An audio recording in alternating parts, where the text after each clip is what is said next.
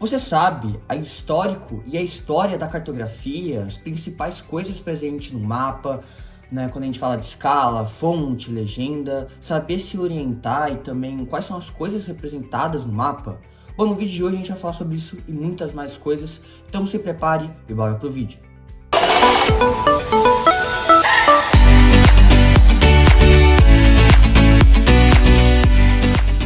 Primeira coisa que a gente tem que entender é o que é cartografia. A cartografia é a arte, a ciência e a técnica da produção de mapas e o estudo deles.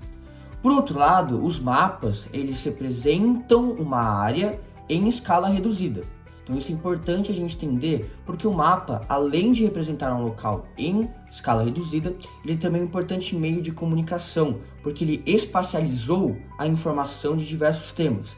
Então, por exemplo, eu quero falar de meio ambiente, eu quero falar sobre os biomas que a gente tem no Brasil. Eu pego essa informação e posso colocá-la no mapa, né? Então, pegar algumas cores e falar, ó, o azul é a Mata Atlântica, ou o verde é a Caatinga.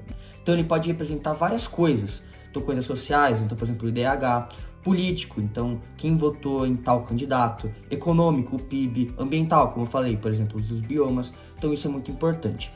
Além disso, os mapas, eles podem ser de dois tipos. Ou eles podem apresentar uma orientação, que a gente vai falar daqui a pouco, o que precisa ter para ele ser um mapa de orientação, ou ele pode ser um mapa que representa uma ideia, que a gente conhece de mapa mental ou croquis.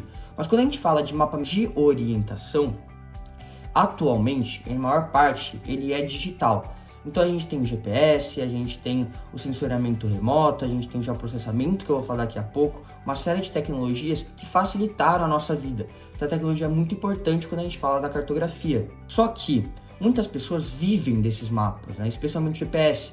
Então as pessoas que trabalham andando de carro, né, o Uber, traz alguns problemas. Por quê? Traz uma precarização, né, do trabalho, porque você não tem uma agência. Você pode ter férias quando você quiser, você pode ganhar o quanto você quiser por mês, mais ou menos. Então isso é de certa forma ruim. E além disso, o GPS, ele utiliza informações do usuário para trazer anúncio, para saber os melhores locais, para as pessoas pararem. Então ele vai invadir um pouco os seus dados. Só que a cartografia tem um histórico imenso.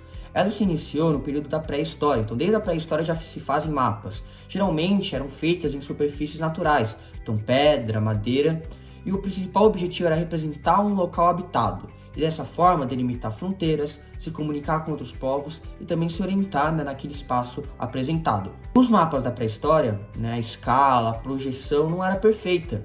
No entanto, ela apresentava desenhos e símbolos que mostravam um pouco do local. Então, o principal exemplo que nós temos é o mapa de Gassur, lá no Iraque. Depois, nós temos a Antiguidade.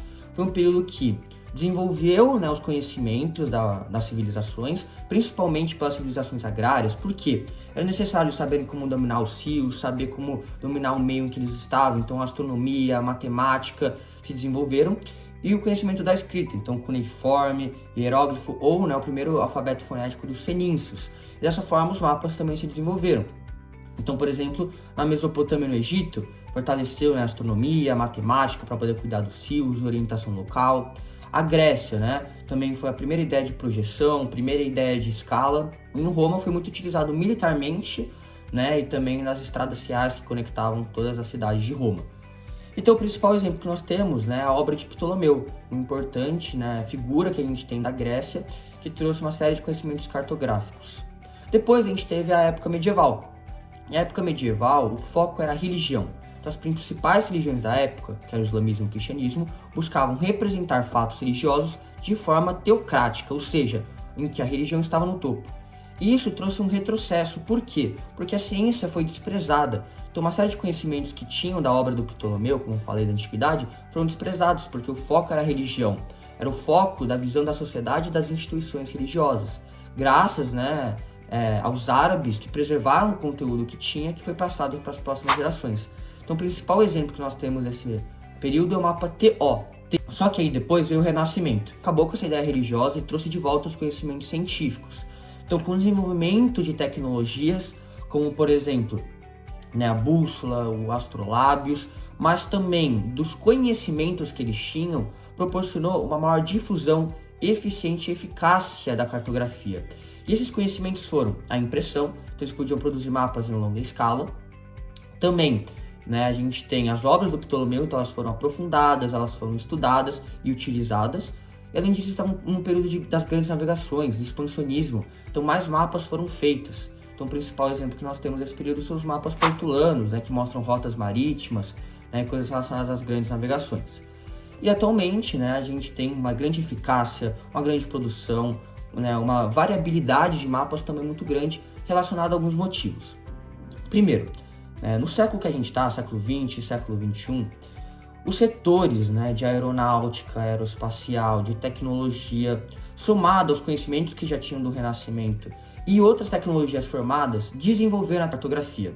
Isso que se chama geoprocessamento. Geoprocessamento é o grande banco de dados que utiliza mapas formados, né, e os dados fornecidos pelas tecnologias para assim poder formar, né, importantes estudos de diferentes coisas. Então, por exemplo, do desmatamento, das queimadas, da vegetação, né, do planejamento urbano, entre outras coisas. Então, o geoprocessamento abrange várias tecnologias que juntas proporcionam a avaliação de tudo isso.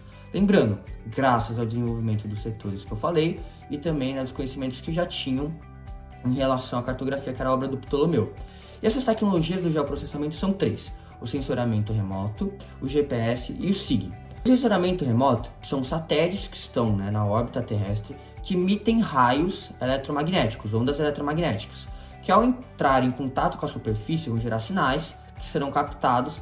Esses sinais, né, essas informações vão ser computalizados e isso vão gerar imagens, e essas imagens vão ser essenciais na formação de mapas. Isso é muito importante, porque essa onda eletromagnética, só para retomar o que a gente viu ano passado, não precisa de um meio para se propagar, e transmite energia, né, eletromagnética. E como uma onda, ela pode ser utilizada tanto de dia quanto à noite. Ela pode ter, né, funções e também pode ter origens diferentes. Funções: a gente tem, por exemplo, o raio-x, a gente tem os raios gama, a gente tem a luz visível, a gente tem o infravermelho. Então tem vários espectros, né, dependendo da frequência dessa onda eletromagnética. Ela pode ter origem diferente. Ela pode ter uma origem, né, própria, como por exemplo da do Sol, ela pode ter uma origem artificial, como por exemplo das correntes elétricas. Só que, graças ao sensoriamento remoto, a gente consegue observar uma série de coisas, como o desmatamento, como as queimadas, como a evolução, né, de propriedades agrícolas e até mesmo desastres ambientais. O GPS, criado inicialmente pelos Estados Unidos, né, pelo Departamento Militar dos Estados Unidos, em 1960, a fins militares.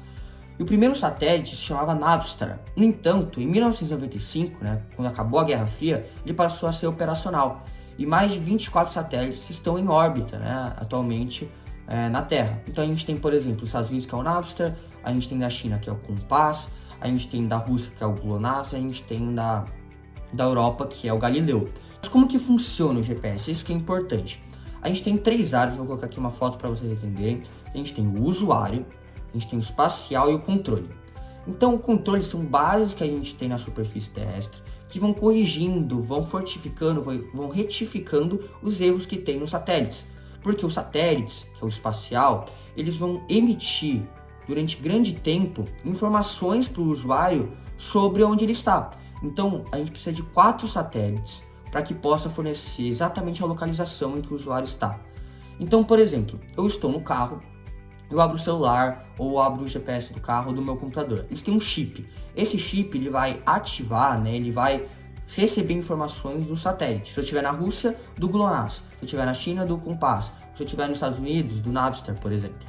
E esses satélites vão mandar constantes informações em relação à longitude, à latitude e também à altitude. E dessa forma a gente tem as coordenadas geográficas. E quando o satélite manda essas informações para o usuário, ele faz contas. E com essas contas ele consegue saber exatamente onde a gente está. A gente consegue saber a velocidade, a gente consegue saber a distância até um local. Então o GPS ele é utilizado para você rastrear, por exemplo, cargas. Ele é utilizado, por exemplo, para você saber a distância de um local até outro. Você também pode ver fronteiras, você pode ver a evolução, né, de importantes grandes cooperações agrícolas, desenvolvimento da agricultura. O SIG, ele basicamente, a gente utiliza os conhecimentos, né, sensoriamento remoto, as imagens fornecidas e as coordenadas proporcionadas pelo GPS, e dessa forma a gente consegue formar importantes mapas em layers, ou seja, em camadas. A gente consegue observar uma série de coisas. Então são importantes técnicos, um grande banco de dados e softwares, como por exemplo a TerraView, que proporcionam esses dados e dessa forma cria esses mapas em camadas. E a gente consegue proporcionar, por exemplo, o avanço urbano, a gente consegue observar a vegetação, a gente consegue observar as camadas, né, daquela região. E a junção dessas três características, o SIG, o sensoriamento remoto e o GPS a gente tem o geoprocessamento. Só que o que é muito importante a gente entender? Que a cartografia, ela sempre vai seguir, ela sempre vai se desenvolver com o desenvolvimento dos conhecimentos da sociedade. E muitas vezes a cartografia pode ser utilizada como um método de controle e manipulação. Então, por exemplo, eu quero que vocês prestem atenção nisso. Quando a gente olha, por exemplo, em períodos de guerra, a gente vê que muitos países, elas utilizam, né, um território que está sendo em disputa, dizendo que é seu próprio. Então, por exemplo, a gente tem as Ilhas Malvinas, que são disputadas pela Argentina e pela Inglaterra. Essas ilhas, né, por exemplo, para a Argentina, diz que é dela. Por quê? Indica poder, mas também pode indicar manipulação. Então isso não precisa saber com profundidade, mas é só para dar um exemplo. A gente pega o estilo de mapa do Mercator. Ele utiliza um método eurocêntrico, então a Europa está no centro. Por quê? Aquele que idealiza, aquele que faz o mapa, ele tem um controle, ele pode representar o que ele quiser. Então isso é muito importante. Ou, por exemplo, na partilha da África, ou em períodos de guerras, ou, por exemplo, nas grandes navegações, sempre um método de manipulação e poder. Agora vamos falar um pouco, né, de algumas coisas que são importantes quando a gente fala do mapa. Um mapa, ele tem que ter uma linguagem cartográfica, ele tem que ser monossêmico, ele tem que representar apenas uma coisa e não pode levar a erro. Por isso, tem 4 linguagens que são utilizadas que são essenciais. Primeiro, o título. O título, ele vai indicar o que o mapa está mostrando. Então, por exemplo, o número da população que possui internet, ou os biomas do território brasileiro, certo? A fonte, que vai apresentar a veracidade, né, a origem, também se aquela informação é verdadeira, né, verídica. E tem a escala. A escala, né, a relação entre um local mapeado, verdadeiro, e a projeção utilizada no mapa. E a escala, ela tem 2 tipos, ela pode ser gráfica ou ela pode ser numérica. E a gente vai usar muito a numérica porque precisa fazer cálculo. É chato, mas enfim, a gente vai utilizar mais. Então, por exemplo, eu falo que no mapa está representada a distância de 2 cidades, que é 20 centímetros. Só que na vida real são 4 quilômetros. Então eu sei que 20 centímetros no mapa é igual a 4 quilômetros. Só que a escala sempre tem que estar de 1 para alguma coisa e na mesma medida. Então a gente vai transformar 4 quilômetros em centímetros. 1 quilômetro é 100 mil centímetros. Então 4 km é 400 mil centímetros.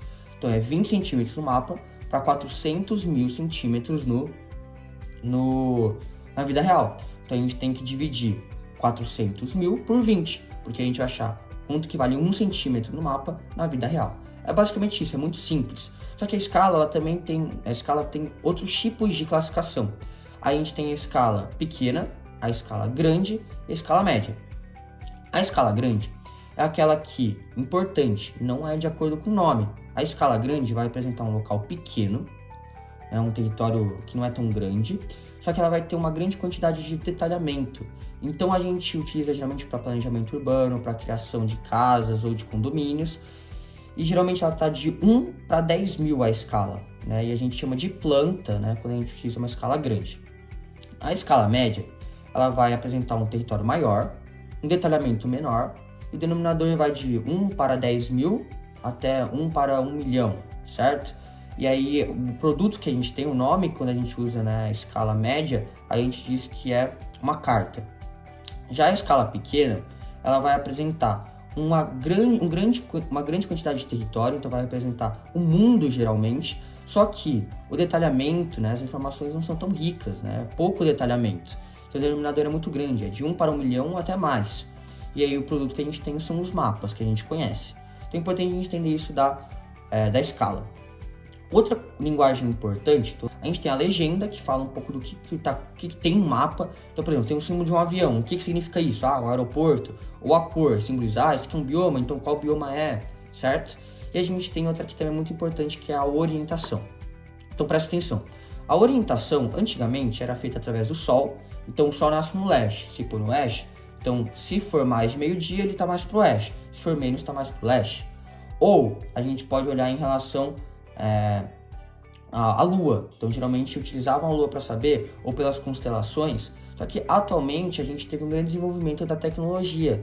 Então, astrolábios, a bússola, o GPS, certo? Além disso, a gente tem os pontos colaterais, né, e os subcolaterais e os cardeais. Só que quais que a gente tem que saber? Norte, sul, né? Para mim aqui é leste, oeste, nordeste, noroeste, sudoeste e sudeste. Isso é o essencial que a gente tem que saber. Então, por exemplo, eu digo para você que eu vou fazer uma viagem. Eu estou em São Paulo, quero ir para Brasília, então eu vou ter que ir para o norte. E aí, o sol, né, eu digo que é 2 horas da tarde. Então, o sol, ele vai estar literalmente, né, mais para o oeste. Então, significa que ele vai bater na minha esquerda. Por quê? Ó, aqui eu tenho um carro. O sol está no oeste, né, que para mim a câmera vai mudar um pouco, mas ele está no oeste. Isso significa que ele vai bater na minha esquerda. Então, isso é importante a gente saber. Além disso, a gente tem que estar ligado em relação aos movimentos da Terra, que vai estar muito ligado à posição que o Sol vai estar em diferentes momentos do ano. Então, o Sol ele vai apresentar 2 movimentos, rotação e translação. A rotação é o movimento que a Terra faz em torno do seu próprio eixo. Ele dura aproximadamente 24 horas e ele vai mostrar para a gente o dia e os fusos horários. Então, essa é a importância da rotação. A translação, ela vai estar ligada ao movimento que a Terra faz em volta do Sol, que dura aproximadamente 1 ano, 365 dias e 6 horas. Só que a translação, devido à esfericidade do planeta e à inclinação do eixo terrestre, proporciona diferentes períodos de luminosidade, luminosidade em determinado hemisfério, e além disso, ela vai proporcionar as estações do ano. Então, a gente tem 2 períodos em relação às estações do ano, os solstícios e os equinócios. Os solstícios é o início do verão e do inverno. E no verão, a gente tem um dia mais longo e no inverno, a noite mais longa. Então, isso é importante a gente ressaltar. Por quê? No solstício, os hemisférios vão estar desigualmente iluminados. Então, aqui no hemisfério sul, o inverno é em junho e o verão é em dezembro. Quando é dezembro, o Sol ele vai estar no Trópico de Capricórnio e no inverno vai estar no Trópico de Câncer. Então, no Trópico, quando for inverno, o Sol ele vai estar para o norte. Então, a região norte vai receber o raio de maior intensidade em um espaço menor. O sul ele vai receber menos intensidade, só que o Sol vai abranger uma área maior. E quando for verão, ou seja, o Sol vai estar no Trópico de Capricórnio, que é aqui na América do Sul, significa que vai ter uma intensidade maior dos raios solares, só que vai ter um espaço menor, né, que ele vai abranger, e no norte vai ser o contrário, vai ter uma intensidade menor e um espaço maior que ele vai abranger. Só que aí, o que é muito importante a gente entender? Que estão desigualmente iluminados. Então isso é muito importante e relevante a gente falar. Só que nos equinócios, que é quando o Sol vai estar exatamente na linha do Equador, ambos os hemisférios vão estar igualmente iluminados. Então a mesma intensidade e também a mesma área. E ela marca o início da primavera e também o início do outono. Então, o outono em março e a primavera, né, em setembro. Então, o Sol vai estar exatamente na linha do Equador. Então, ó, presta atenção. Eu digo para você que é inverno, então ele vai estar no Trópico de Câncer. E são 9 horas da manhã. Então, se eu estou indo de São Paulo para Brasília, o Sol está na minha direita e o Sol está para o meu norte. Então, ele vai bater na minha frente, só que ele vai bater na minha direita. Então, a gente consegue saber a partir daí.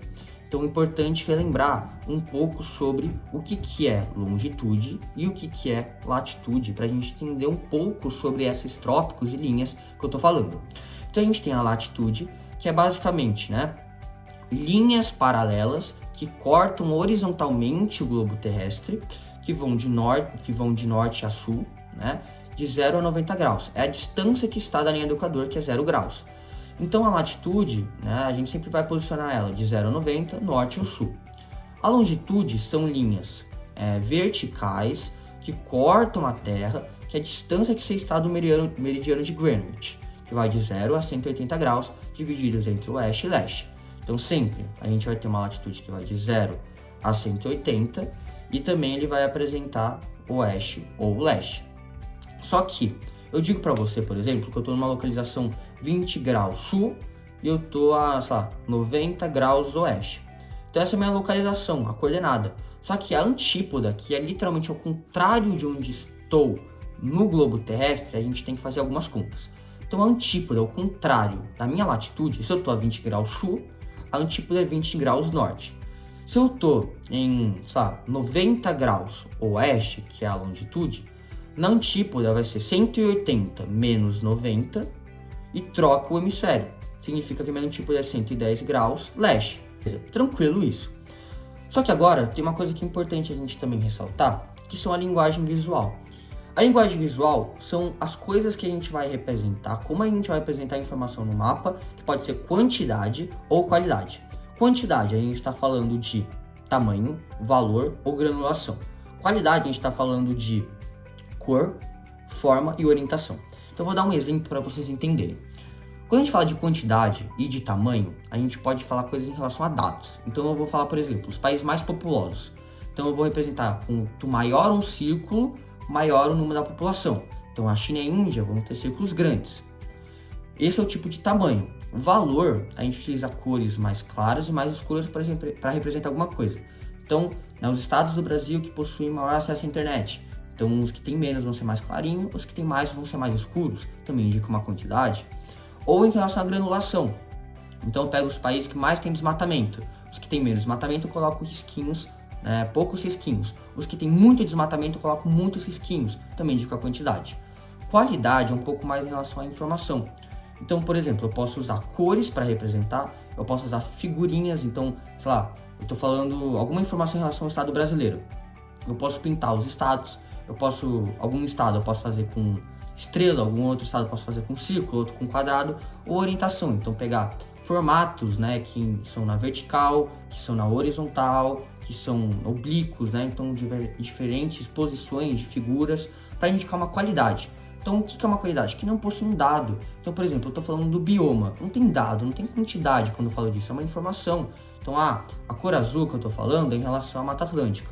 Ou o quadradinho é a Mata Atlântica. Ou esse risco na horizontal é a Mata Atlântica. Então, é a qualidade de uma informação. E para finalizarmos, vamos falar um pouco em relação aos fusos horários. Então, o fuso horário é o seguinte. Aqui na Terra, a gente é um geóide, A Terra é um geóide, possui 360 graus em relação aos meridianos. Lembra? 180 vezes 2, 360, em relação aos meridianos. E são 360 e 24 fusos. Então, 360 dividido por 24 dá 15 graus. Então, a cada 15 graus, a gente tem um fuso horário. Então, um fuso horário equivale a 1 hora. Então, o que vai cair na prova? Você está em um determinado local, um determinado fuso horário, e você ir até outra localização e saber em que horário você vai chegar. Então, é importante você perceber se ele está trazendo para você o voo, porque se você estiver indo de voo e ele citar as horas, sempre vai somar. Mas se você estiver indo para leste, você vai ter que somar horas. Se você for para oeste, você vai subtrair horas. Então, por exemplo, eu estou no Japão, são 6 horas da manhã. E aí eu vou para o Brasil, significa que eu vou chegar num horário que vai ser menos do que eu estou agora, porque eu estou indo para oeste. Só que eu tenho que lembrar de somar o tempo do voo que eu vou fazer. Então isso é importante a gente entender. Então os fusos horários estão baseados nisso. Você sabe para onde você está indo, o horário que você está e o tempo de voo. Só que o fuso horário, ele também vai apresentar uma coisa importante que é a LID, Linha Internacional de Mudança de Data. Se eu cruzar a LID, eu vou passar para um dia ou retroceder um dia. Então como funciona? Por exemplo, se eu estiver nos Estados Unidos e eu cruzar a LID para ir para o Japão, eu vou avançar um dia. Se eu estiver no Japão e eu cruzar a linha para ir para os Estados Unidos, eu vou retroceder um dia. Por quê? Porque o Japão está adiantado, e os Estados Unidos está atrasado. Se eu cruzar e chegar no Japão, eu vou ter que avançar o meu tempo. Se eu for do Japão para os Estados Unidos, eu vou retroceder meu tempo. Então isso que é importante em relação ao fuso horário. Então eu recomendo vocês fazerem a lista dos exercícios em relação a isso. Mas é bem tranquilo, Então ele vai ter que te dar ou o horário, ele te pede a latitude, a longitude, as coordenadas, ou ele vai te dar a longitude onde você está e pedir o fuso horário, basicamente isso. Só que tem as horas solares. O que é importante saber das horas solares? A gente sabe que a cada 15 graus a gente muda o fuso horário. Só que ela não é linear, não é algo que é exatamente assim. Por quê? Como a gente tem vários graus, 1 grau equivale a 4 minutos na realidade. Porque o Sol nessa faixa não é exatamente o mesmo horário, mas a gente utiliza como uma convenção. Só que o horário solar diz ao contrário. Então, você tá a 1 grau vale 4 minutos. Então, por exemplo, eu tô a 15 graus. Eu digo para você que são aproximadamente 10 horas da manhã. Só que aí eu vou para uma cidade que é 17 graus. Então significa 17 graus para leste. Então significa que ele está para frente, então eu vou ter que somar horas e 2 graus a mais. Então, como um grau ele vale 4 minutos, por quê? São 60 minutos, lembra, de um fuso horário, e são 15, né, graus para cada fuso. 60 dividido por 15 dá 4 minutos. Então, se a cidade está 17, está 2 graus para frente. Então, 2 vezes 4, 8. Se eu estou em 15 graus, significa que no grau 17 eu vou estar em 10 horas e 8 minutos.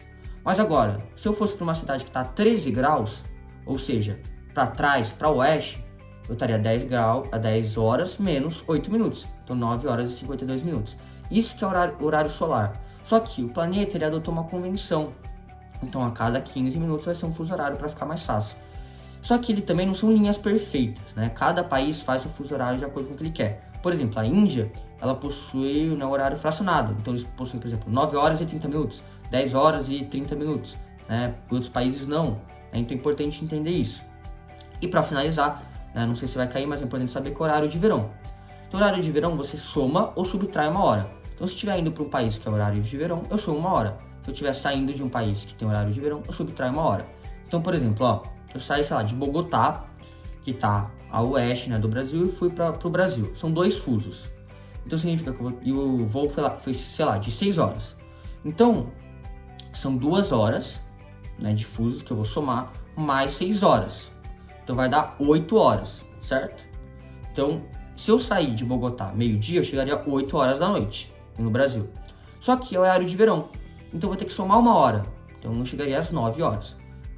Então, é basicamente isso em relação ao fuso horário. É bem simples, é bem fácil. E esse é o conteúdo da prova de geografia. Espero que vocês tenham entendido. Qualquer dúvida, eu estou à disposição, né, para responder. Muito obrigado pela atenção. É isso e boa prova para todos. Valeu!